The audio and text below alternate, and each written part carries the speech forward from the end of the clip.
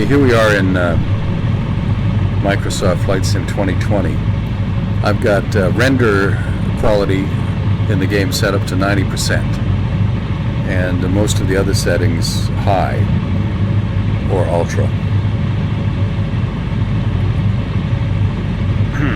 That's weird.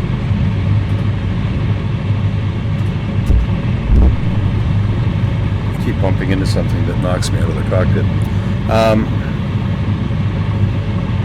Everything's reasonably clear. 24 to 26 frames per second. But I think what I'm going to do is set it back down to 75% or 70% rendering in the sim itself, because it doesn't seem to make all that much difference in how things look from the cockpit. Let's try that. Okay, general options. Scaling from 90 down to, let's go to 70. And we'll take the terrain level of detail down to 90. I don't think it's going to make much difference though.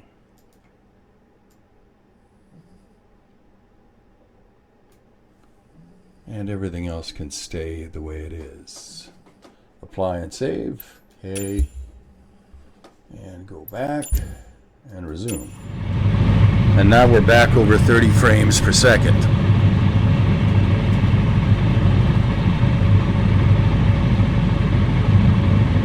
Okay, looks pretty good. So this video is really about how the July 27th update here in 2021 really improved Microsoft Flight Sim for Pimax 8KX users. With these settings before, I would get about 15 frames per second, maybe 20. Now I'm getting 33, 34. In fact, I can get over 20 frames per second with the game set to 100% rendition in the game. And it looks amazing, but 20 frames per second isn't enough for a flight sim. And I'm playing at 90 hertz on the Pimax 8KX. One thing, excuse me, one thing I could consider doing is setting the refresh rate down to 60 hertz and then using smart smoothing, so that anytime the frame rate was over 30, it would automatically double it to 60, smooth it out. I haven't tried that. There are mixed reviews on how well it works in Sims. But let's see how well it flies at 33, 34 frames per second at Meigs Field in Chicago. The late lamented Meigs Field. What a bad day it was in aviation when the mayor of Chicago decided to demolish this airstrip.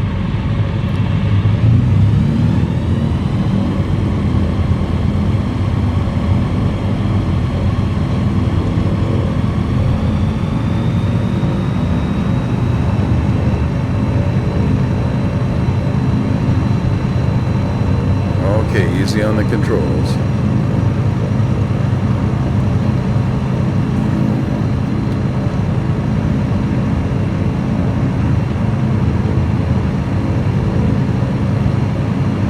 Now I'm not going to say much. I think what I'll do is just fly around and then add a little narration track to the video before I post it. Because I don't want to just ramble on as I often do. I think you get pretty tired of hearing me just ramble.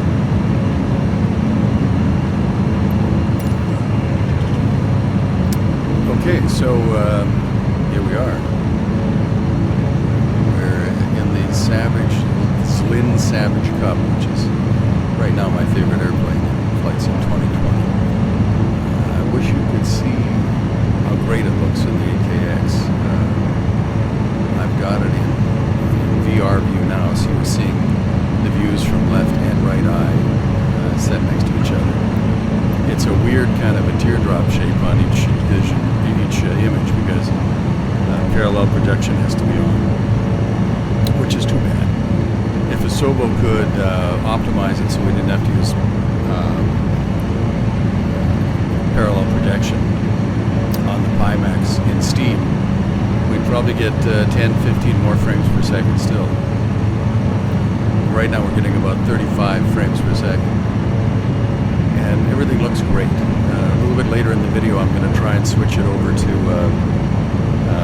VR view, which will give you only the left eye. And it might give you a slightly better idea of how great it looks, but remember, it's all going to come down to about 1080p for YouTube anyway. But it's very smooth. There's no juddering, or jittering, or shuddering, or shivering. Okay, that's me rambling again. Let's stop it. And as we look around the city of Chicago, that toddling town, we're getting 34, 35 frames per second. Even right over the center of downtown with all those tall buildings and all that stuff in the background, and still 35 frames per second. That's a huge improvement. So ASOBO's done a terrific job of optimizing the sim to use the CPU more effectively, and the GPU. It's now using, here we go, I'm going to switch to the VR view, so you'll have just the left eye when I've done this. Now I got to put the headset back on. And it's going to look weird because you've only got one eye. You've got basically half of what I see, but still, it might give you a little better idea of what it looks like. It's hard to explain exactly how immersive Flight Sim 2020 is in the Pimax 8KX. It makes me feel like I'm flying my Lustrum 8F again, which was my favorite airplane, my dream airplane of all time. And I never got to put as many hours into it as I would have liked, but still, this really reminds me of I mean, it just puts me back in the cockpit. I don't think I could ever go back to flat screen flying now. I think I'll switch it back to VR mode, because we lose 5 frames per second just doing that. Isn't that interesting? As soon as we switch to that VR view and give you the left eye only, the frame rate drops about 5 frames per second. So here's what's affecting frame rate in the game. I'm using Nvidia Capture, and I'm using a program called FPS VR. Those things combined knock 5 or 6 frames per second off the game. And then if I use VR view, it knocks another 5 or 6 frames off per second. So I think with none of this running, instead of 35 frames per second, I'd probably have, I don't know, maybe 38, maybe even 40. I can see, if they do a little more optimizing, eventually I might be able to get 35 frames per second at an even higher resolution. Just bang my head into the mic, sorry about that. You can't see it in the headset. I just said that.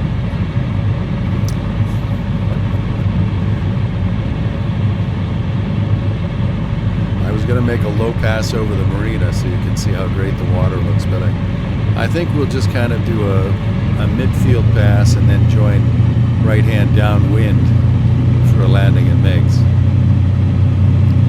And I know I'm one of tens of thousands of pilots who wishes we could still do that in real life. Thank you, Mayor Daley, and may the fleas of 1,000 camels infest your armpits for eternity.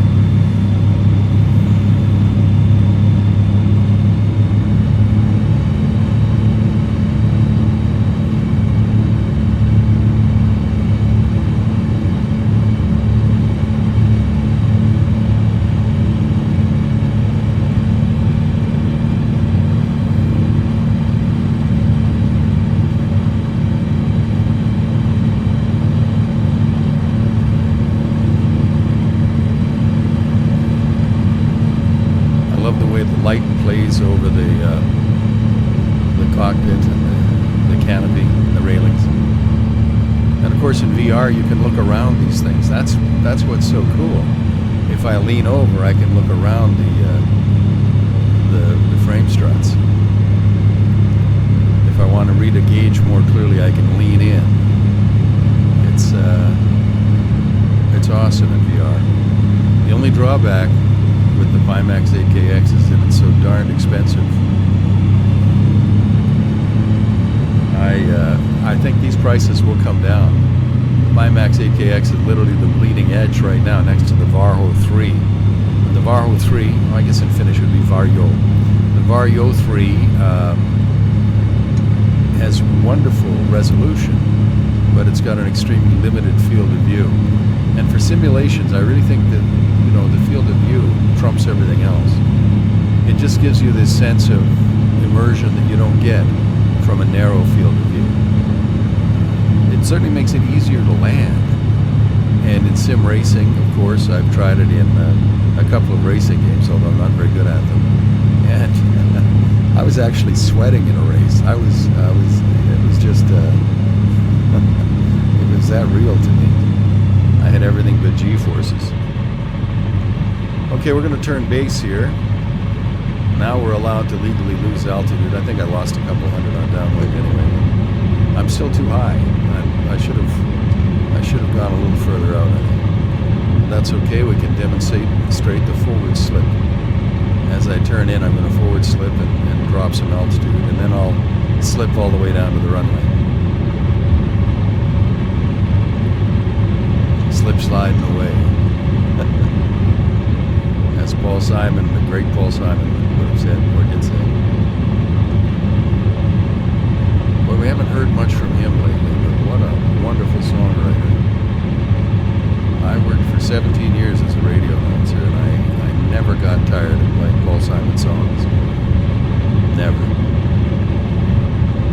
Every time I listen to the box, or I don't know, I got something new out of it. I don't know whether that means it's a really deep song or I'm really shallow or whatever. Great songwriter. Okay, here we are, side slipping, and you can see I'm across the runway. So as I take the side slip out, I'll come back. And the hardest thing for me is to avoid coming too far back to the right, which I think is what I'm going to do. You never have quite as much time as you think you do. Okay, we're riding the stall, nose up, little power, touchdown gently. Here we go. There we go. Yeah. Left wheel first, right wheel second. Yeah. Not that makes much difference, and we'll take the first turn off.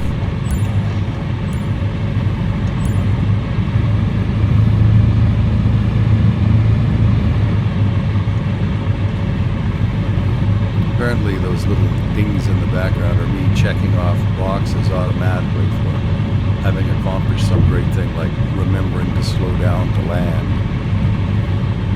Yes, thank you, Flight Sim 2020, developed in conjunction with Captain Obvious. It's actually a nice feature. There are so many things to like about Flight Sim 2020. I'd like it, and I just stepped on the rudder and did a little 180 turn, or not quite 180. Looped it around so I'm facing out, and we'll shut the video off. And thanks for watching.